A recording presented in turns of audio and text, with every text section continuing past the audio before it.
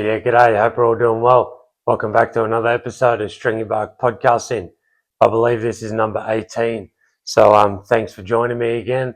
And first off, I'd just like to thank us all again for your support, all your likes, comments, shares, emails, just telling your mates and everything. And the podcast seems to be going pretty well. I'm getting a lot of good feedback, and we're starting to get spread out all over Australia and even over in other parts of the world as well. So it's good. And thank you again. So yeah, sorry, it's been a little bit between podcasts. I've got a fair bit going on as life likes to take over, as you know, and got a fair bit going on at home and at work as well. So, which is good. It's keeping me busy. And but yeah, sometimes I just don't get to do these longer podcasts. So I'm going to try and make a bit more time moving forward. And as you know as well, if you've got kids in a family, that also takes up a bit of your time. So trying to juggle all of them, it takes a toll on you. But anyway, the Aussie way is just to keep battling on, and she'll be right. I just wanted to have a bit of a yarn today about a few Australian news topics, and then we'll jump on over. We've seen that USA, Trump is going over to China to sort some deals out and make a deal. The art of the deal, as Trump likes to say. So I'll just run through a bit of that as well and start off with the Aussie news. And we see that they brought out the budget last week, and no real excitement. We all knew what it was going to be, being a Labor, Greens, Teals kind of radical left government that Australia has at the moment. We kind of knew it was going to be up shit creek, like the way our country's going at the moment. And the sooner we get rid of this Labor Albanese government, the better our great nation and my fellow Australians will be.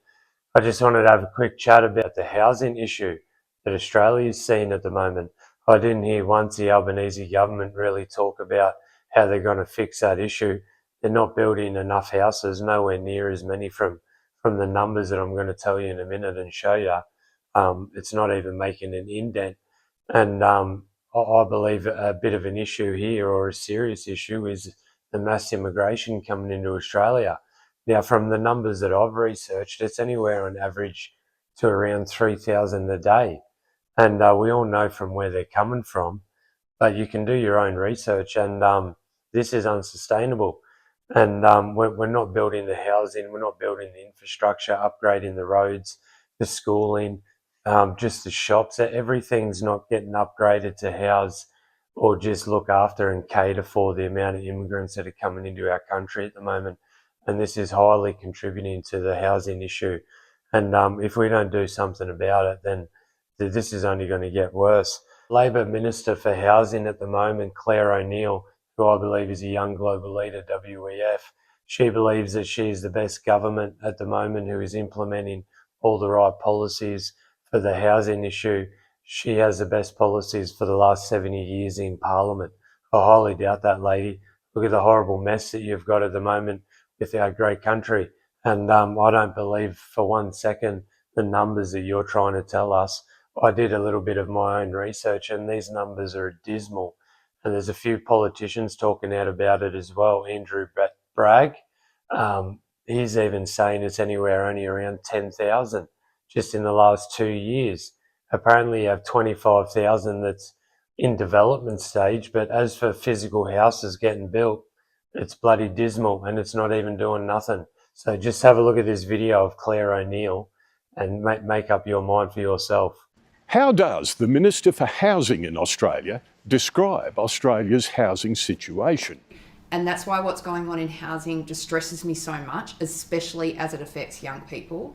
So you acknowledge housing is in many cases distressing in our country today? I mean, there's just no question about that. You don't need to hear it from me. Minister Claire O'Neill sits down to talk about where housing is headed, the hurdles. It's not just one problem. There's no silver bullet here. It's actually lots of really difficult problems that are bound together. And why she reckons the big budget tax reforms will make buying a home easier. We have got, without question, the most ambitious Australian agenda on housing that a government has had in this country for 70 years. As you can see, even the mainstream media are pushing back a little bit here, because it's clearly visible that the housing issue is becoming a real problem for many of my fellow Australians, and even the immigrants that have been here for a while, even they're struggling and seeing it at the moment. And the other thing as well would be the cost of materials and the cost of labour, which is phenomenal, and even the shortage of labour as well. So any of these crazy numbers, I'll just read you out a couple. Any of these crazy numbers that the Labor government are telling us are just straight fantasy land. Social and affordable housing, direct delivery. More than 5,000 social and affordable homes have been completed nationally with federal government backing, with another 25,000 in the planning or construction phases. 2 years into the 5-year timeframe, Housing Australia has signed contracts to support 18,650 new social and affordable homes. Out of this pipeline, nearly 900 of these have been and reached completion. It's bugger all. Around 895 social and affordable homes have been completed. Bugger all, Albo.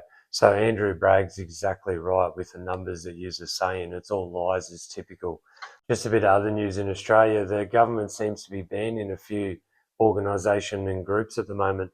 Another one that they've clipped the wings of was the White Australia movement, the neo-Nazi group apparently ran by Thomas Swilwell. They've been in the headlines over the last few years, good and bad, however you want to picture it. I'll leave that up to you. But, I think that's a bit of it's touching in on our freedoms of speech here, you know what I mean? So, while I'm for knocking out any radical forms of hate speech or hate preaching or groups on both sides, I'm not really for, for what reason. I understand that they might have been upsetting some people and they don't go with the mainstream agenda and the government's agenda, but, physically I didn't see him getting around shooting anybody. I see him kind of fighting and defending off the sovereignty camp down in Sydney or whatever, but, it was just a bit of fisticuffs and, let's just harden up a little bit here. There's nothing, no murder, no seriousness. No more, if anything, think this is just a bit of a distraction from the government, once again, from hiding the horrible blunder of the budget and also bringing in all these ISIS brides and many other things. But if anything, this is just to distract us from actually what's going on, and it's just so happens to be an easy way for the government to ban some more groups that they don't like. So yeah, I've got a video here that you can have a listen and just let me know your opinions in the comments section. Have your own opinion about the neo-Nazi group, and look, people like to refer to him as Hitler, but I don't actually see him doing what Hitler did. So have a listen and let me know your ideas. The notorious neo-Nazi group known as White Australia has officially been outlawed. New powers came into effect overnight, listing it as a prohibited hate group.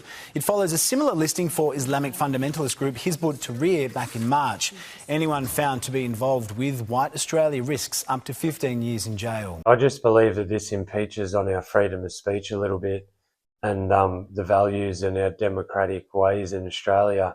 I hope that it doesn't go any further and start to come after conservative podcasters and people who speak out like myself, Carly Unfiltered, Kangaroo Jack, and a few other people. So I'll just read you a couple of things that the government are trying to say that these neo-Nazis were up to and why they thought it might have been a good idea to ban them. Australia officially listed the neo-Nazi network, formerly known as the National Socialist Network, which is an old name, and rebranded as the White Australia Movement, as a prohibited hate group under sweeping federal laws.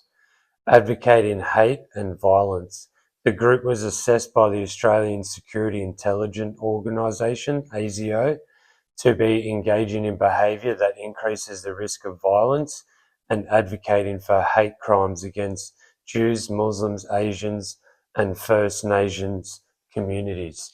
That's what Tony Burke's always blasting on about. Dangerous recruiting tactics.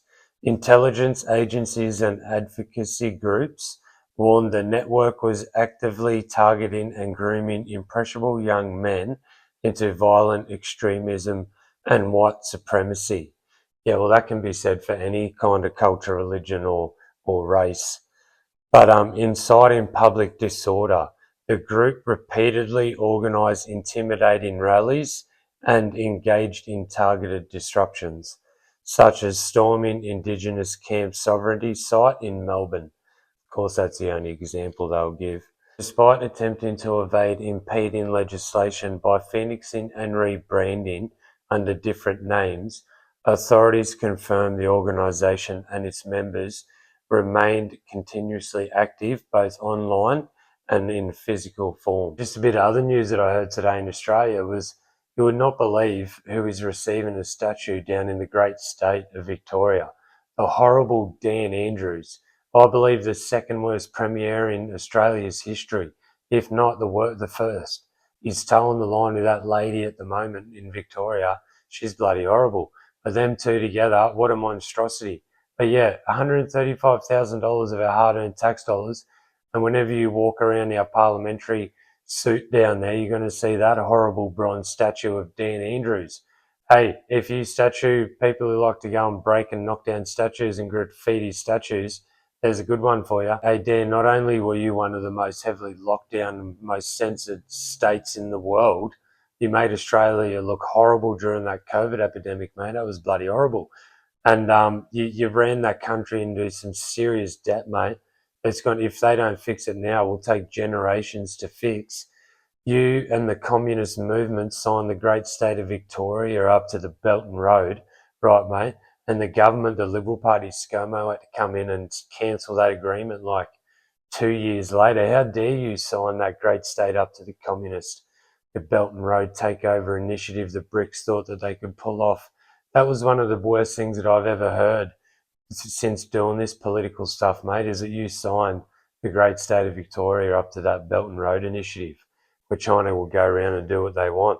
You see them all over the Pacific Islands and up into Iran and the Middle East, South Africa and all these other places. So I want to know who voted for Dan Andrews to get a statue. I want to know if any of the citizens in Victoria got to vote for their hard-earned tax money to get it wasted on this peanut. So here's a video and let me know your thoughts in the comment, because I can't believe he's getting a statue. Inside this building is where Dan Andrews spent his time as Premier. Outside it, here in this area they like to call Premier's Walk at Treasury Place, is where he'll spend eternity, I suppose, immortalised in bronze. A bit like my friends Dunstan and Bolte here. Down the far end is the one current statue of a Labor Premier, John Cain. Dan Andrews will appear here at some stage as a statue. We now know the cost of it. We've known it's coming for a while. We now know the cost of it, $134,000 plus a bit of change. Labor defends it as being Jeff Kennett's policy. If you've done 3,000 days in office, you get a statue. Dan does make that grade. Particularly controversial spending this money now, choosing to honour this particular individual. We'd love to know what you think. Right, John? Let us know. So yeah, how's that, eh? What do you reckon about that? From a little bit of research I did, Dan Andrews is receiving a $135,000 bronze statue because a 1999 policy introduced by former Liberal Premier Jeff Kennett requires the state to erect a monument for any Premier who serves more than 3,000 days in office. Andrews served for 3,200 days before his departure in September 2023. The decision to fund his monument with taxpayer money has high controversy, with many citizens and politicians criticising it as a waste of money due to the state's significant debt, lingering resentment from COVID-19 lockdowns and high-profile project cancellations like the Commonwealth Games. What an actual embarrassment, eh? I can't believe that he's getting a bloody statue. He's a bit on the Belt and Road. In 2018-2019, Andrews signed non-binding legislation of understanding MOUs with China to boost investment, trade and jobs for Victoria. The agreement faced intense backlash from federal authorities over concerns of foreign interference and state sovereignty. In 2021, the Morrison-led federal government used its newly legislated veto powers to tear up the Victoria-China Belt and Road contracts. How crazy is that, eh? I remember the news not really talking about it when I found out about that a few years ago, and I even seen since Dan Andrews has left Parliament that he often goes over to China and he goes over to their special wartime ceremonies and many other things. So I don't know what's going on there, but it was good to see that get teared up and chucked in the bin, eh? Typical Labor government. Communists keep trying to censor and shut down my conservative voice and my fellow Australian. These are our feelings. These are our values. This is what we're standing up for our country, and we're well within our rights. And I can't wait for this Labor, Liberal, Greens, Teals government to get the hell out of here, or come to wake up for their senses for Australia first and bring in Australia first policies. Yeah, as we see, Trump is flown over to China and taken the A-team. You had some of the biggest businesses in the world there. You had Google, Apple, Meta, Nvidia, Elon Musk. You had them all there. You had all the tech bros and more. And Goldman Sachs. You had BlackRock, Larry Fink. Yeah, even a few other politicians as well, Marco Rubio. I think you're doing great. China's doing great. Yeah, I think it's very strong. I think that people are very excited about AI and new technology here and embrace it very readily. And I couldn't be more excited about it. The Chinese economy has a very good outlook. I think it's a very dynamic economy, and I think has a very good outlook at it. China's laid out a very straightforward, ambitious 5-year plan. It's 15th 5-year plan. And, my expectation is China will continue to make more progress, more economic growth as they execute this next 5-year plan. I believe straight away China's come out and said that Iran is not to block the Straits of Hormuz anymore. They're not to put a toll on the Straits of Hormuz anymore. And they're not to start firing off missiles and taking over boats like they have been, pirating ships. And they need to pull back and settle down a little bit, because China still needs to keep that relationship with Iran into the future, because China gets all their oil from Iran. So like I've been saying for a while, China's main buyer is America. China sells most of their stuff, a lot of everything that China makes and manufactures, America buys. So they spend hundreds of billions of dollars a year supporting China's economy, where Iran only supports maybe tens of billions, if that. America's hundreds of billions. There's no way that China was going to sacrifice that relationship with America and all that money for Iran. So at the end of the day, Iran needed to pull their head in as well and come to their senses and listen to China. And it's going to benefit them both, because Iran's running on the smell of an oily rag, and China's doing not very good at the moment because they've got no oil. They've been knocked out from their biggest two countries that they get their oil from. Venezuela was knocked out when Trump went in there and did the Maduro thing, and then now in Iran. So, they're hurting bad as well. So it's all good news coming out of the Trumpy, out of China and America. And this has been Trump's plan all along. Iran's not happy about this, and China's willing to work with the USA to keep the straits open and sort out all the conflict in the Middle East. And I also believe a lot of those Middle Eastern states, Kuwait, Saudi Arabia, Lebanon, and all those other countries want it to end as well. And they are asking USA just to knock them back to the Stone Age. It's actually the USA that's holding back from doing that. And I've got a bit of a video. If you just wanted to let me know your comments or your thoughts down below, that'd be great. We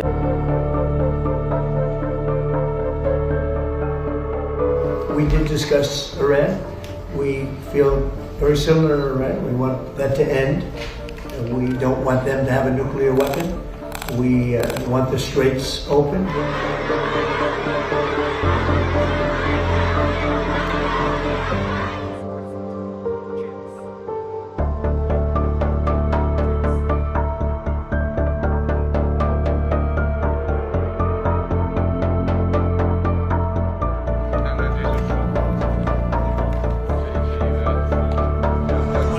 He does not want to see a fight for independence, because that would be a very strong confrontation, and I heard him out.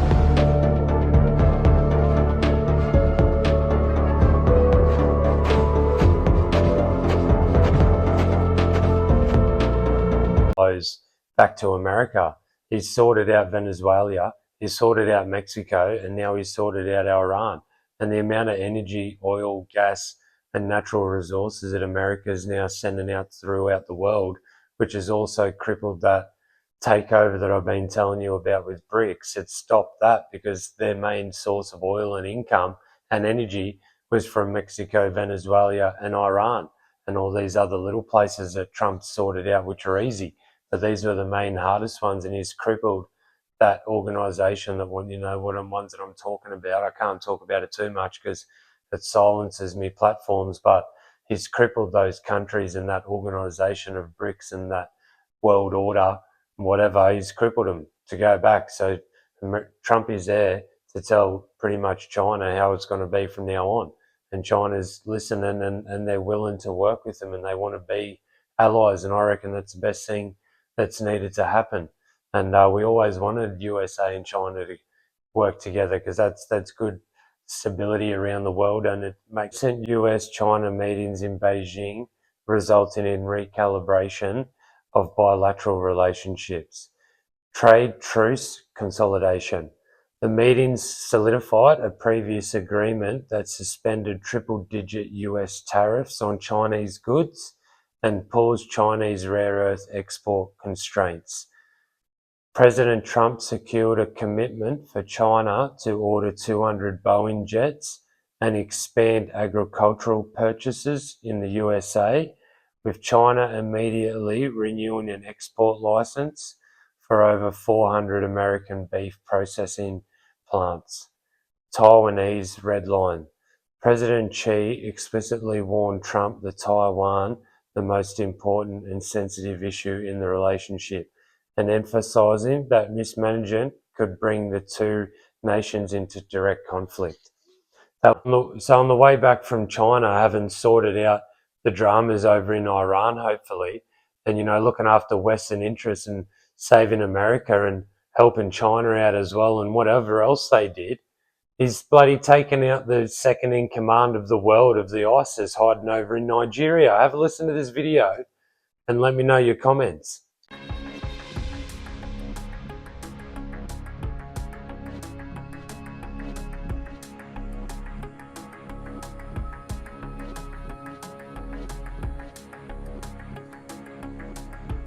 So yeah, here's a bit of a post, and I'll just read it out from Trumpy.